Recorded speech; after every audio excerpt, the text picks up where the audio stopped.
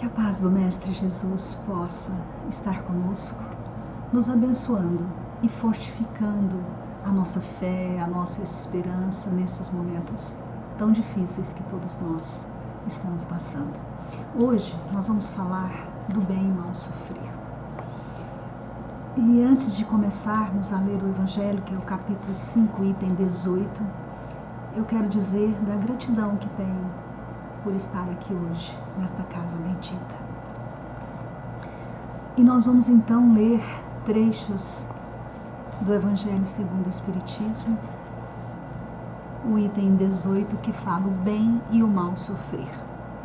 Quando Cristo disse, bem-aventurados aflitos, porque deles é o reino dos céus, não se referia de modo geral aos que sofrem, visto que sofrem todos os que se encontram na terra, estejam no trono ou sobre a palha. Uma realidade que hoje, mais do que nunca, se faz presente na vida de todos. Mas poucos sofrem bem. Poucos compreendem que somente as provas bem suportadas podem conduzi-los ao reino de Deus. O desânimo é uma falta. Deus vos recusa consolações quando vos falta a coragem.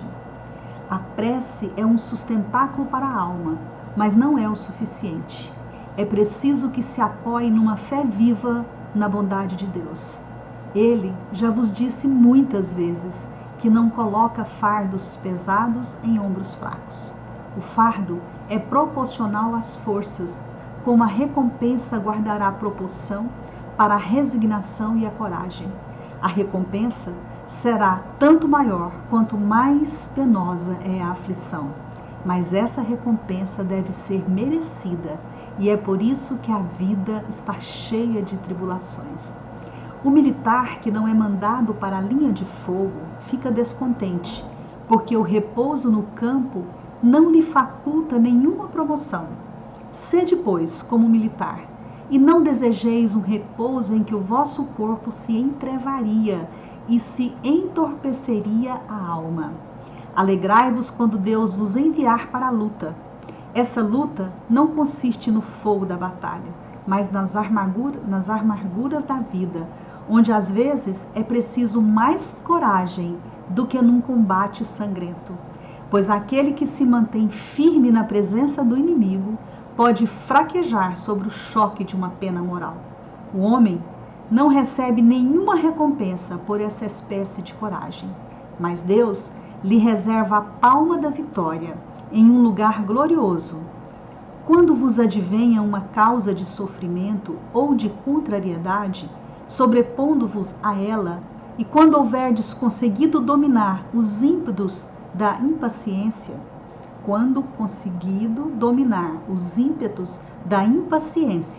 da cólera, do desprezo, dizei para vós mesmo com justa satisfação, fui o mais forte.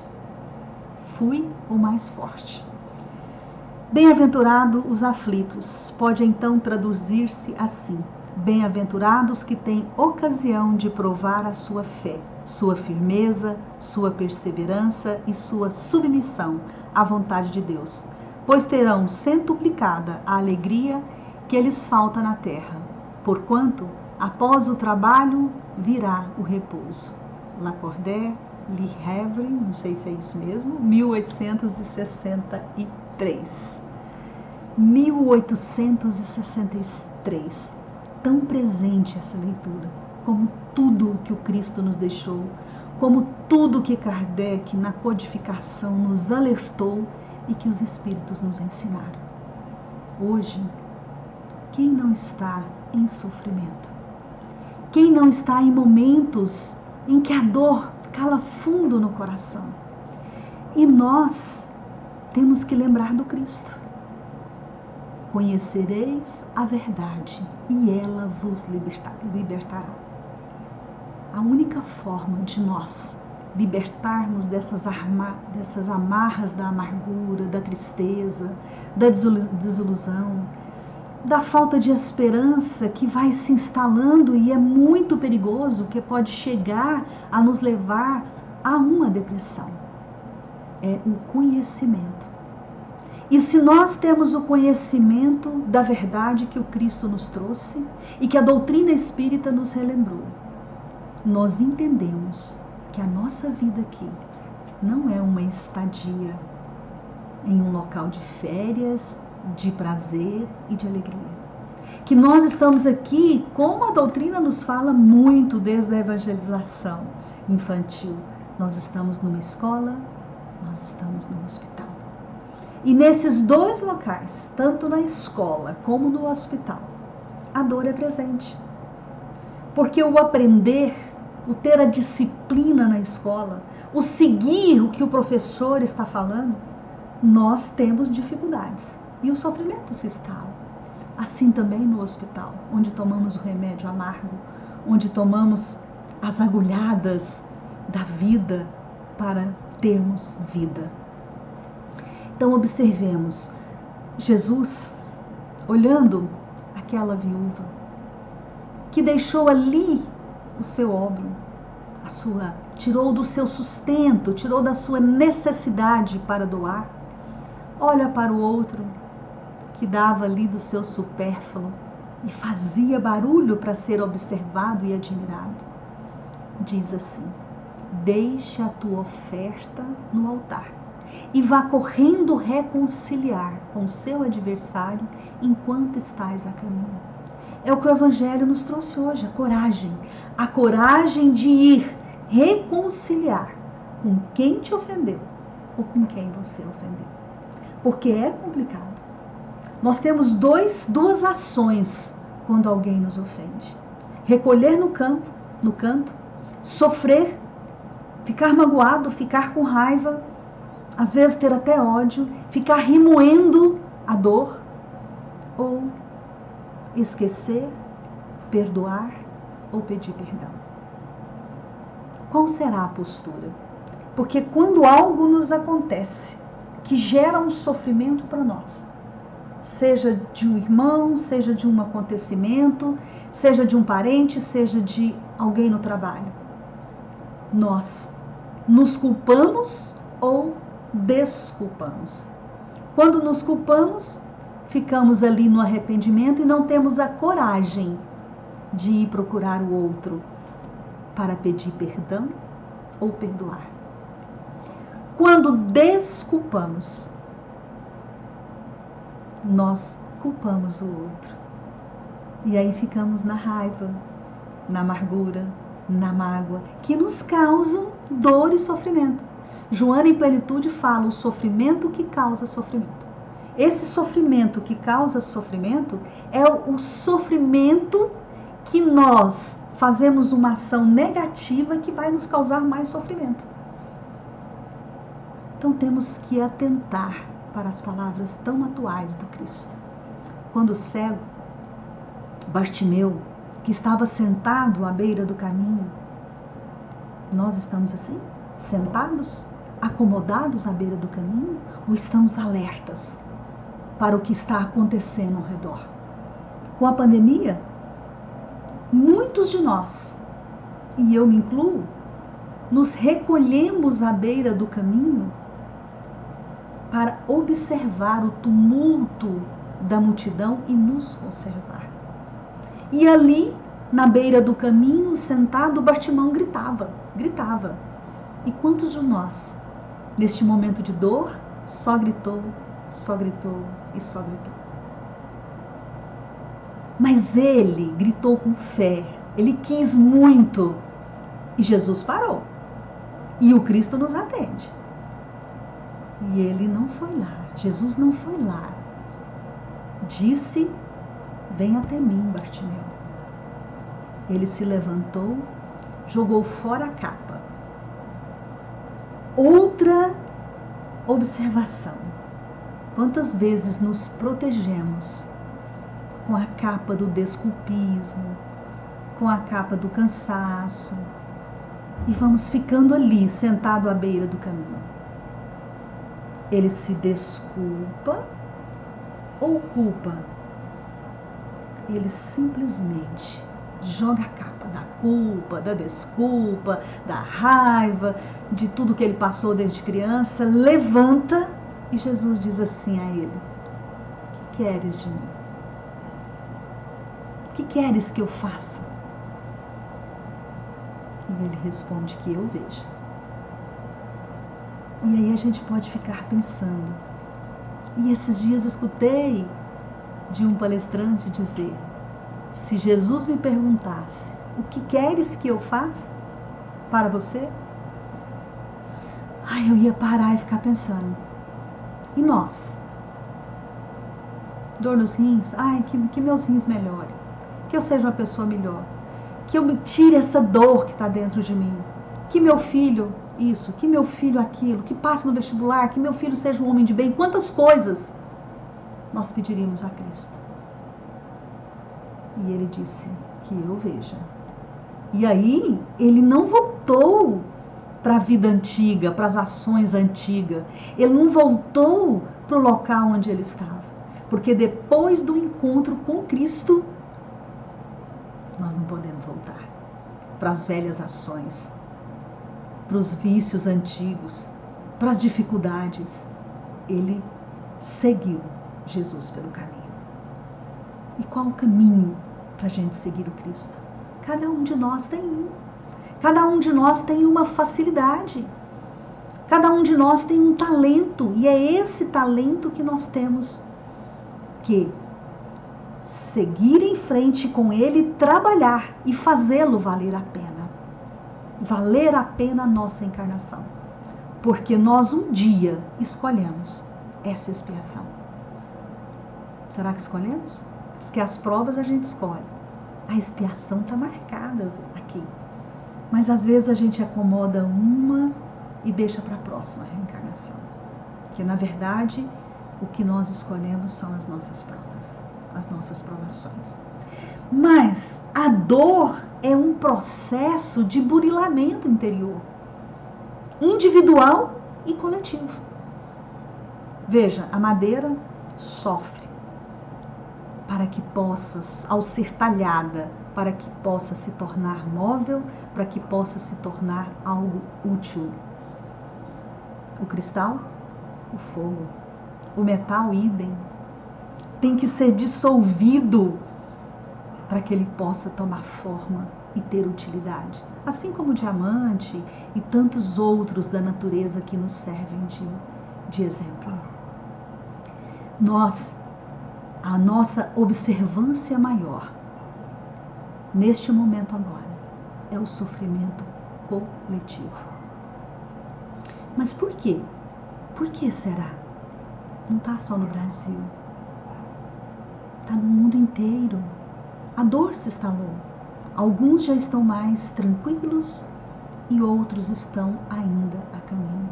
Que é o nosso Brasil, que são diversos países que estão no caminho da dor, da insegurança. Não sabemos quando vai parar. E qual é o nosso papel diante do nosso sofrimento coletivo? Uns dizem: espírita gosta de sofrer. Não. Nós não gostamos de sofrer. Porque estamos aqui no mundo para termos a alegria de cumprir o nosso processo reencarnatório, entendendo a dor, sofrendo, chorando, entristecendo, mas entendendo o processo. Nós, coletivamente, temos expurgos muito grandes. Nós tiramos os filhos dos negros já bem pequenos. Nós o amarramos nos troncos e o chicoteamos até a morte. Tiramos eles da liberdade e até de postos hierárquicos, onde alguns eram reis e príncipes, e os fizemos escravos. Os mais velhos não nos serviram. Nós chegamos aqui nesta terra e tiramos a terra dos seus habitantes naturais. O que nós fizemos? O que os outros países fizeram? mas vamos concentrar no na nossa expiação coletiva. Entender a oportunidade. Esses dias me perguntaram, Tarsila, por que as pessoas boas estão morrendo também? Quem tem que ficar aqui, tem que ficar batalhando ainda. E não há o bom e o ruim. Não vai só os bons e não vai só os ruins. A espiritualidade precisa de auxílio e os doentes precisam de médicos e de hospitais. Há muito tempo que a gente está sendo avisado da transição, da dor coletiva. Há muito tempo que estão nos avisando que esse planeta ia passar por esse processo de transição. Então é hora de nós termos a fé do tamanho de um grãozinho de mostarda e aproveitarmos este momento de dor para arregaçar as mangas e trabalhar em prol de nós e dos outros. Trabalhar em prol de companheiros que ao nosso lado não estão suportando a dor. Trabalhar nem que seja à distância com a oração, com a mente, se não temos a intimidade e nem podemos chegar próximo daqueles que perderam mãe, pai, irmão, de pais que perderam todos os filhos e que estão enlouquecendo. E nós sabemos que estamos todos mergulhados na energia do Pai e que a nossa vibração, o nosso movimento de fé é capaz de chegar até o outro, crescer essa egrégora para que ela possa ir atendendo a cada um.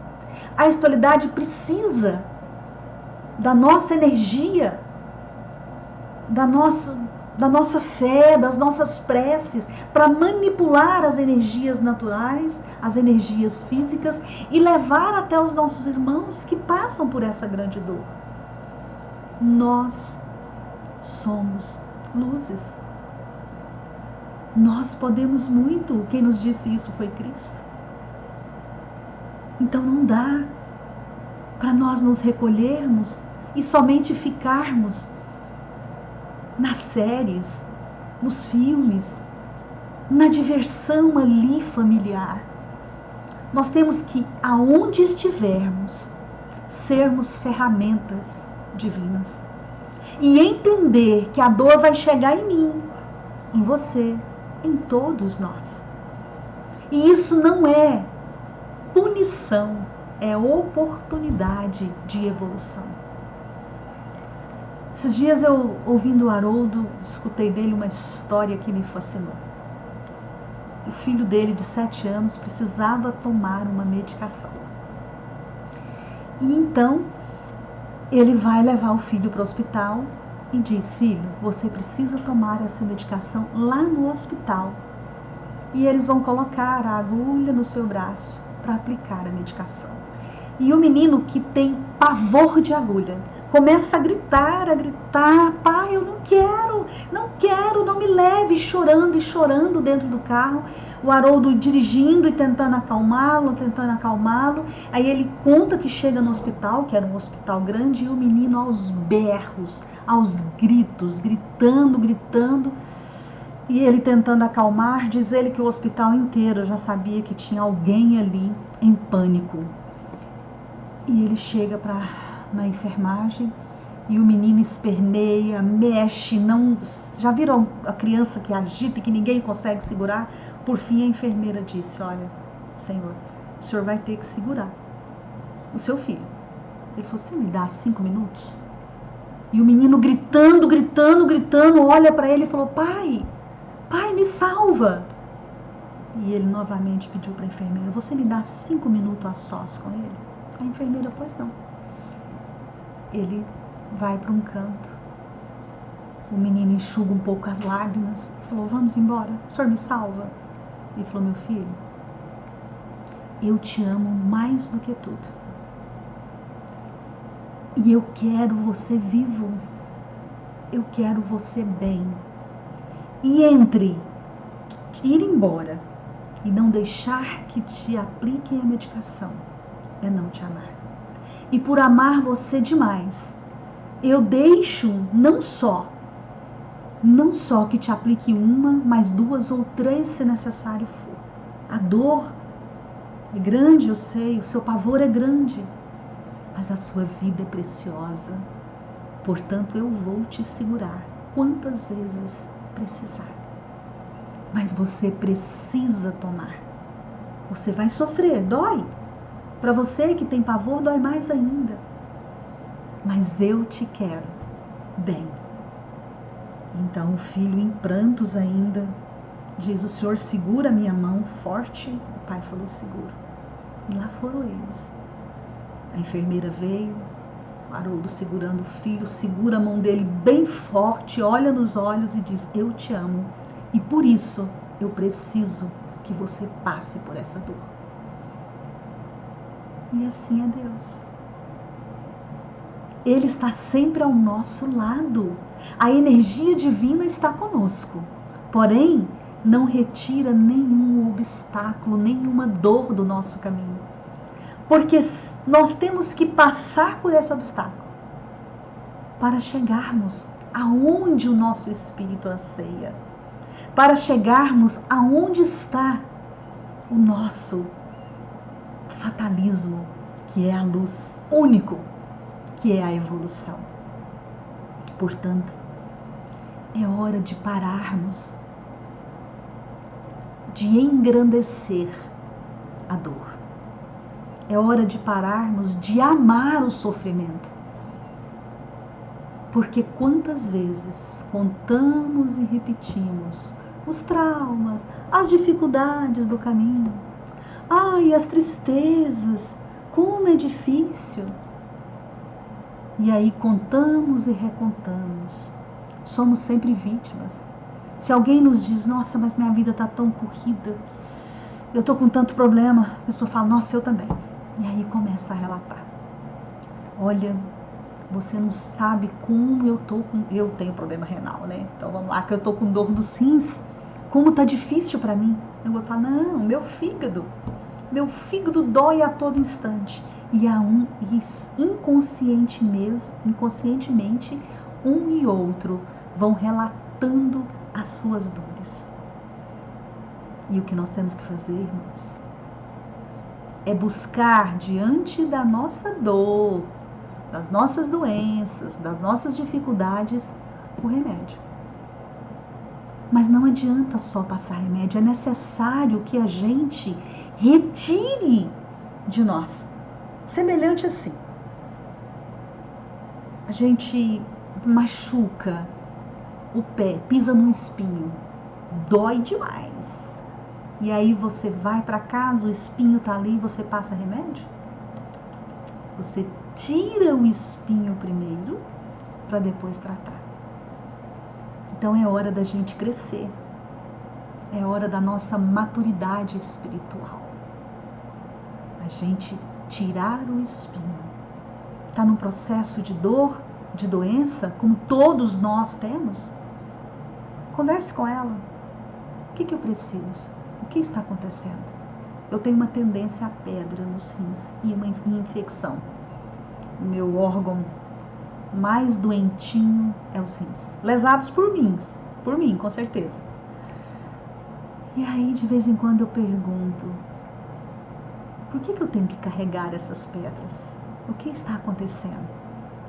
Quais são os espinhos que eu tenho pisado?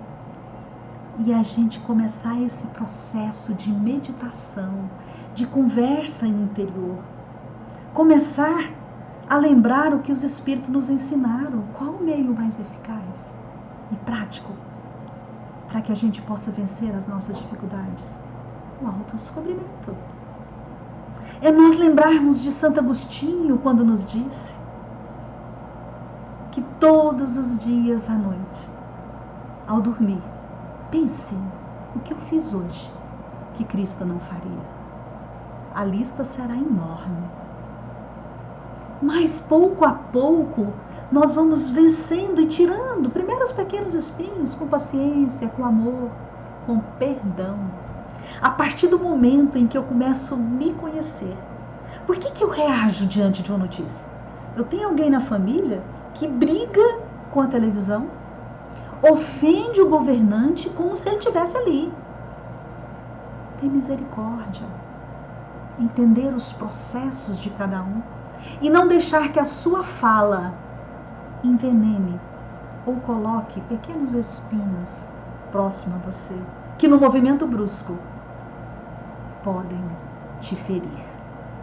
Procure mais calma, mais paciência, um pouco mais de tranquilidade no falar, um pouco mais de amor, porque somente o amor vai fazer nós entendermos o outro, entendermos o processo de quem ainda tira a vida de alguém e dizer: Senhor, eu com certeza já passei por esse momento, venci, obrigado, eu preciso vencer mais, a cada dia se vencer.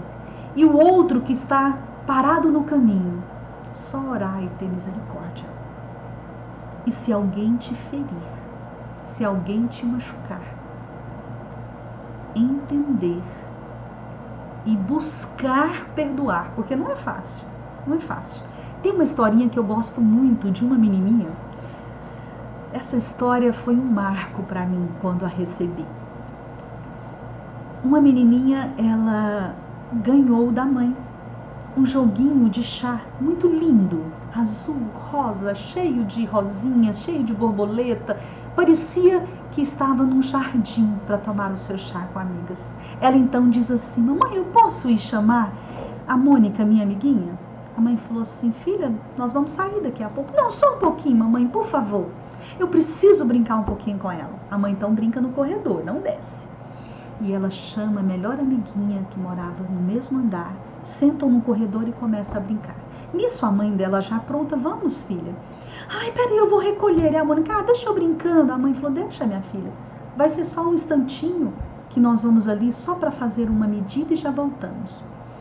E elas vão e a criança fica ali brincando. E a menina fala: ai, mamãe, eu não queria ter deixado, eu estava com ciúme. Filha, deixe a sua melhor amiga brincando. Logo você vai ter muito tempo e esse brinquedo é seu para sempre. E quando ela retorna, ela não vê a amiguinha no corredor. Vê somente os brinquedos todos quebrados.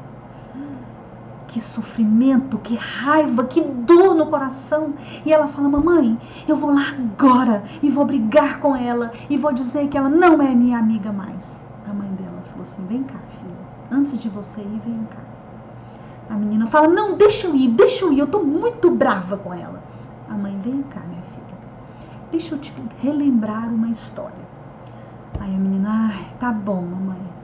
Você lembra quando nós estávamos indo para uma festa e você estava com um vestido azul lindo de seda que a sua avó tinha te dado?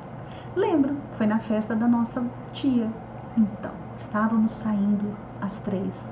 Quando fomos atravessar a rua, um carro passou e jogou lama no seu vestido. Lembra? E você chorou muito e nós voltamos e você falava: lava, vovó, lava para eu ir com ele, até lá já vai estar seco.